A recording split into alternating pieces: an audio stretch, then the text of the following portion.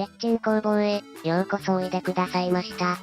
今回は、ご覧のように、先の曲がった彫刻刀を安い材料で作ってみたので、その制作動画をお届けします。きっかけはこれ。別動画制作のため、ペットボトルキャップの内側の突起物を除去しようと思ったのですが、カッターでは、平らな部分は削れない。彫刻刀はいけると思ったけど、顎部分が蓋に当たってそこまで届かない。これはちょっと、無理。先が曲がった刃物はないものか、ちょいと検索します。これ、U溝切りカッター、先っちょが大きそうなので、キャップの内側を削るのは無理かな？これは、バリ取りスクレーパー。なんとなく使えそうです。送料込みで、1500円ほど。お、これは、欲しい形のイメージに近い。使い勝手は、良さそう。でも、送料込みで5000円近い。ちょっと高いな。これは、曲がり小刀。差し替えて使うようです。先端が、いい感じに曲がっているので使えそうですが、何せ値段が高い。もうと思っているうち、この形を見てひらめき、血が騒ぎ出しました。これ ?100 均の、パイプクリーナー。幅5ミリ、厚さ0.5ミリ。長さは3メートルあります。そうです。これを使って、曲がり小刀を自作してみます。この弾力、バネ材のようです。100均なので、材質は良くないと思いますが、たくさんあるのでいくらでも遊べます。バネ材、さすがに硬いけど、ひびが入ると脆いので、ボキッと折れます。とりあえず、違う形で4本作ってみます。こんな感じ。これらの先端を、良さげに曲げてみます。あんまり曲げすぎてひびが入ってしまうと、折れちゃいそうなので、ちょっとずつ曲げて癖をつけていきます。まあ、いい感じに曲げられます。いかにも、職人さんの道具って感じが出てきて、匠気分を味わえます。さあ、これら4本、研磨します。最初に、怪我しないように、刃の反対側を滑らかにしておきます。ここから本番。ダイヤモンドと石を使って、刃をつけます。まずは、400番で、荒削り。このダイヤモンドと石、真っ平らなので、包丁やカンナなど、大きな刃物を広範囲に削るのに重宝します。研いで凹んだ砥石を、真っ平らにするときにも使用されますね。ちっちゃい刃を削るときは、ひし形の溝に引っかかるのでちょっとやりにくいですが、ちょうどいい砥石を持っていないので、なんとか使いこなします。画面上では、あっという間に削り終わっていますが、だいぶはしょっています。指が何度も固まりました。グラインダーが欲しいな。グラインダーか作れるかな。以前自作した、卓上テーブル層を使えばよかった。荒研ぎ、終了。次。旋盤で、中研ぎします。ひたすら研磨です。見ててつまんないので、だいぶはしょります。最後に、3000番で仕上げます。左曲がり切り出しから。刃がついたかどうか、爪に当てて、引っかかる感覚で判断できます。次は、右曲がり切り出し。次、曲がり平刀。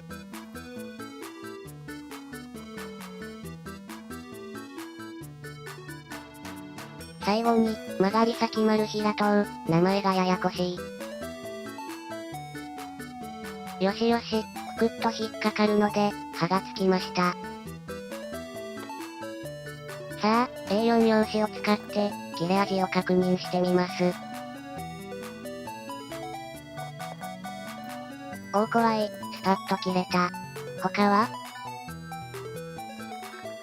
よし、切れる。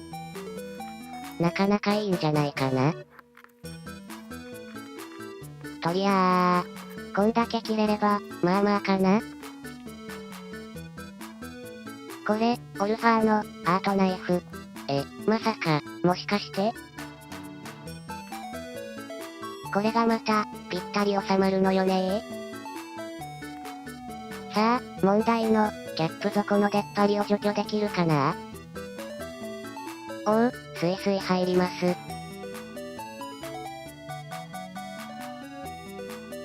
ちょっと深く入りすぎましたが、綺麗に除去できました。もう一個、除去してみます。あ、飛んでった。もう一個除去。この先丸平刀は、使いやすいです。次、角張った平刀。まあまあですが、ちょっと切れ味が悪いです。形の問題か、研磨の問題か、ちょっとわからない。次、左切り出し。なんか、使いにくい。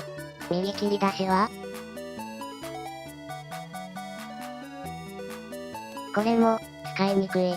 切れ味の問題ではなくて、形状の問題ですね。このキャップの形状には、適していないみたいです。このキャップを削るには、先丸平刀が合っているようです。でも、なんか切れ味が悪くなってきました。やっぱり、先端が、刃物用の鋼ではないので、すでに刃こぼれしているのかもしれません。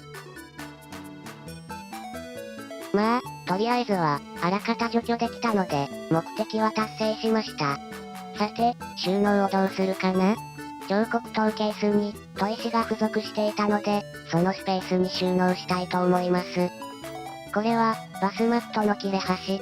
ぷにゃぷにゃ感が、お気に入りです。これに、4本溝を入れて、はめ込んで収めます。オルファーカッター。なかなかの切れ味。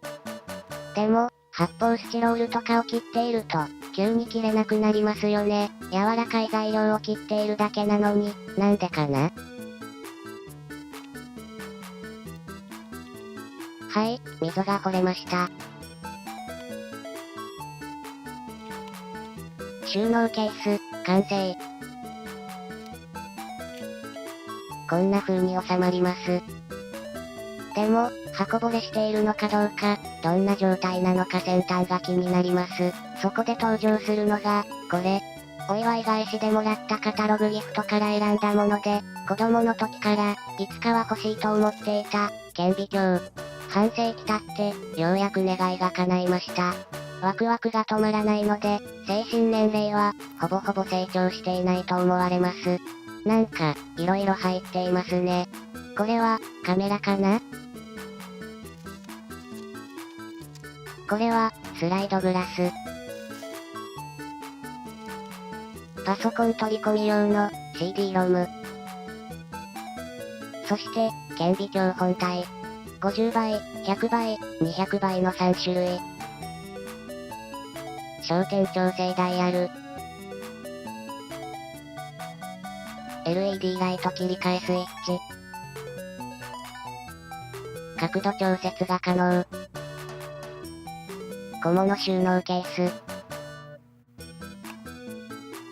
電池ボックス、単3 3本で 4.5V。早速、カメラを取り付けて、パソコンに出力してみましょうかね。スタンバイ、OK。自作小刀、1本ずつ先端を拡大してみます。お、来たぞ。これは、平刀。倍率は100倍。見えた見えた。もうちょっと綺麗に研磨されていると思ったけど、拡大してみると、結構荒いですね。ただ単に、研ぎ方が下手っぴーなのか？それとも、もっと細かい番手の砥石が必要なのかな？次、左切り出し。これも荒いけど、刃先が欠けていますね。炭素量が少なく、柔らかいせいで欠けてしまうのだと思います。なんか、予想はついてきたけど、右切り出しも見てみます。やっぱり、先端が欠けています。刃物としては弱いので、試し切りだけで欠けちゃったみたいです。最後に、一番使いやすかった先丸平刀も見てみます。なかなか綺麗ですね。おっと、欠けています。途中で切れ味が悪くなったのはこのためですね。そうだ、オルファーカッターも見てみたろ。お、綺麗そうだけど、光が、ちょっと角度を変えて。レーザー加工されているようなので、さすがに綺麗です。よくよく見てみると、刃先の先端部分、色が変わっているので、研磨角度が違うようです。カッターの断面は、ご覧のようになっており、先端部分を拡大すると、水色の刃線部分を境に、2段階で研磨されているようです。刃先の角度を鈍角にして、耐久性を上げているのかもしれませんね。これは、研磨方法のヒントになるかもしれません。いかがでしたか？材質的に、刃物としての性能は劣るかもしれませんが、もう少し研磨方法を工夫すれば、少しは耐久性が上がるかもしれません。また、いろんな形状に加工できるので、作業内容に応じてすぐに製作できるところがいいですね。一番の利点は、やはりコストパフォーマンス。何せ、4本セットで、7円ですからね。最後までご視聴、ありがとうございました。鉄鎮工房へ、また来てね。